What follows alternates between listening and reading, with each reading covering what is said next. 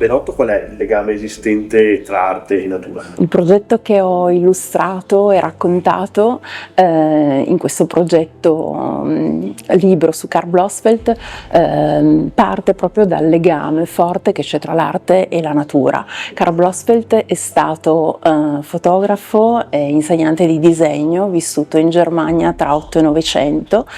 e per lui l'arte e la natura era a tutti gli effetti una forma d'arte, contiene le forme dell'arte. Quindi Karl creò un vero e proprio repertorio di immagini, di una sorta di macrofotografia in bianco e nero, dove i dettagli vegetali, parti di vegetali venivano immortalati su dei fondi neutri, foto in bianco e nero, dove grazie alle quali lui crea un vero e proprio repertorio a uso dei suoi allievi, dei corsi di disegno nelle scuole d'arte berlinesi dove lui insegnò. La natura è per lui una vera e propria scultura gigantesca fatta di trame, di texture, di curve,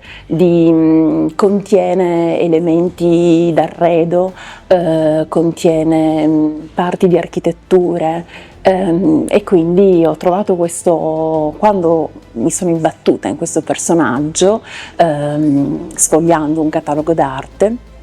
mi sono appassionata immediatamente e ne ho visto in realtà subito la parte più ludica, e quindi proprio la voglia di provare a trovare io stessa in quelle forme altri riferimenti, altri oggetti, altri abiti, altri dettagli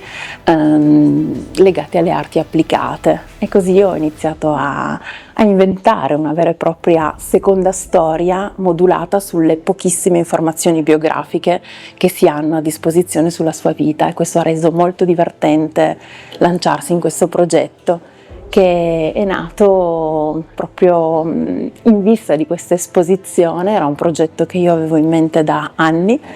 e Sarmede mi ha dato, la Fondazione Zavra mi ha dato la possibilità di concluderlo, e sarà poi è stato scelto appunto per una pubblicazione con la mia casa editrice Lupo Guido, ed uscirà nella primavera del prossimo anno.